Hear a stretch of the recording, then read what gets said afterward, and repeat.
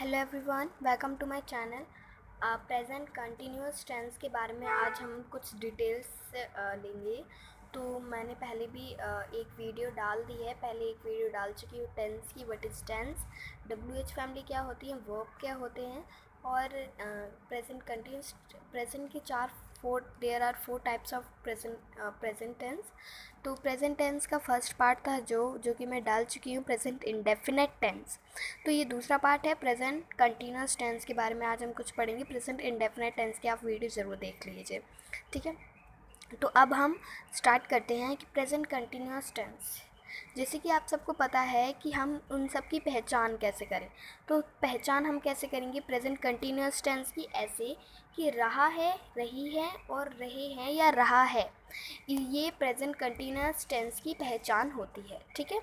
हाँ, अब तो प्रेजेंट कंटिन्यूअस टेंस की क्या पहचान होती है, रहा है, रही है या फिर रहे हैं या रहा हूँ। किसी भी वर्ड के पीछे, किसी भी सेंटेंस के पीछे रहा है आए तो मतलब कि वो प्रेजेंट कंटिन्यूअस टेंस से रिलेटेड है। जैसे कि एग्जांपल पे मैं खाना खा रहा हूँ तो लास्ट में क्या आता है, रहा हूँ। मैं खेल रहा हूँ, मैं ये कर रहा हूँ, मैं वो कर रहा हूँ, तो उसमें रहा है आता है लास्ट में। तो that is called present continuous tense की पहचान है ये, ओके। तो अब आगे स्टार्ट करते हैं। अब हम स्टार्ट करते हैं प्रेजेंट, एक second, present continuous tense, okay. Present continuous tense के बारे में आज हम कुछ डिटेल्स करेंगे। तो प्रेजेंट कंटिन्यूअस टेंस के रूल क्या होता है, फर्स्ट मीन ऑफ दिस कि what is present continuous tense. Present continuous tense की डेफिनेशन क्या है, तो क्या है इसकी डेफिनेशन देखते हैं। A present continuous tense is a verb form of a sentence that tell about the ongoing action, event or something that has to happen around us. Present continuous tense एक verb है जिसको sentences में use किया जाता है, जिसको हम बोलते हैं, उसके एक्शंस करते हैं और उसके बहुत से कि क्या हो रहा है उसको इंग्लिश में ट्रांसलेशन कर पाते हैं, ठीक है। तो अब स्टार्ट करते हैं। जैसे कि आप सबको पता है कि प्रेजेंट कंटिन्यूअस टेंस के तीन टॉपिक्स के द्वारा हम सारी इंग्लिश की टू हिंदी बना सकते हैं। First positive, negative and question mark, ठीक है।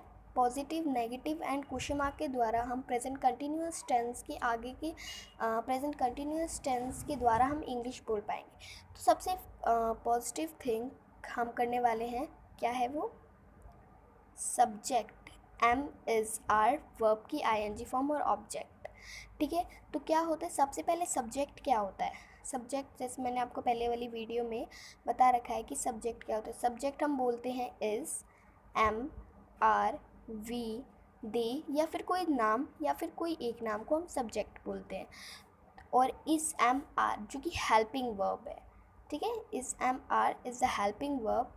फिर आ जाएगा वर्ब की आईएनजी फॉर्म, मतलब कि वर्ब तो आएगा उसमें आईएनजी जुड़ जाएगी, आईएनजी फॉर्म। वर्ब की मैंने वीडियो डाली है, उसमें first form, second form, third form और आईएनजी फॉर्म भी बता रखा है कि क्या होता है। तो उसमें आईएनजी फॉर्म और ऑब्जेक्ट लास्ट का, ठीक है। तो देखिए पॉजिटिव का एग्जाम्पल दे रखा है, क्या एग्जाम्पल, 1 मिनट, हाँ, you are dancing on the stage, तो आप स्टेज पर नाच रही है, इतना तो आप जानते ही होंगे। तो देख कैसे करें हिंदी, तो यू क्या हो गया, subject, are helping verb, dancing verb. देखो डांस की वर्ब की फर्स्ट फॉर्म होती है तो आईएनजी फॉर्म जुड़ जाएगी, तो ये हो जाएगा डांसिंग, और on the stage object, okay. अब ये ऑन द कैसे लगाते हैं इसके लिए आपको दूसरी वीडियो देखनी पड़ेगी। तो आई होप आपको पॉजिटिव का समझ में आ गया होगा। अब हम जाते हैं 1 मिनट, हाँ, अब हम जाते हैं नेगेटिव में। नेगेटिव में क्या है, subject plus am is are plus not plus verb की फर्स्ट फॉर्म प्लस ऑब्जेक्ट। इसमें क्या है, बस क्या चेंज है, नॉट, 1 सेकेंड, इसमें क्या चेंज है, सिर्फ नॉट का चेंज है कि ये जो माइनस का साइन है, जो हमारा जो माइनस का साइन होता है वो नहीं के लिए प्रयोग किया जाता है।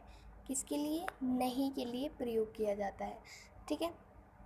हाँ, तो अगर आपसे कोई पूछे कि आप ये काम नहीं कर रहे हैं तो ये नेगेटिव में आ जाता है। तो एग्ज़ाम्पल देख लेते हैं।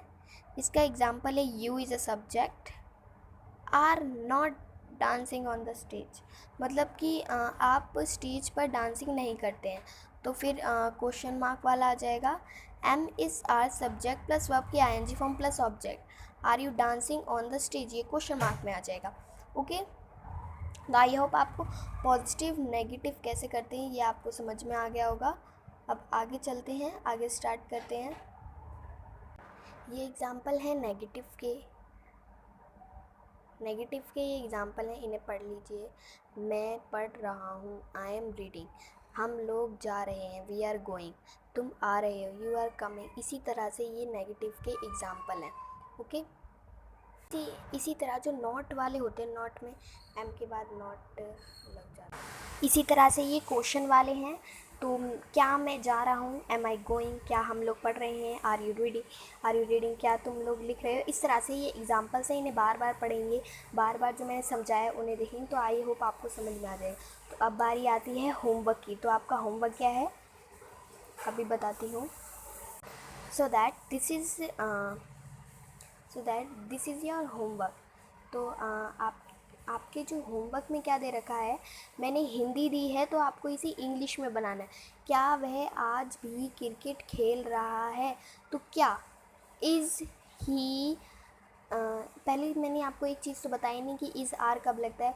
तो ही में, शी में, यू में, ही में, शी में या फिर किसी एक नाम के साथ इज़ लगता है, और बाकी के जो सब्जेक्ट आ जाते हैं उसके साथ आर लगता है। तो ये आप अपना होमवर्क पूरा करिए और आप समझिए। आई होप आपको समझ में आ जाएगा।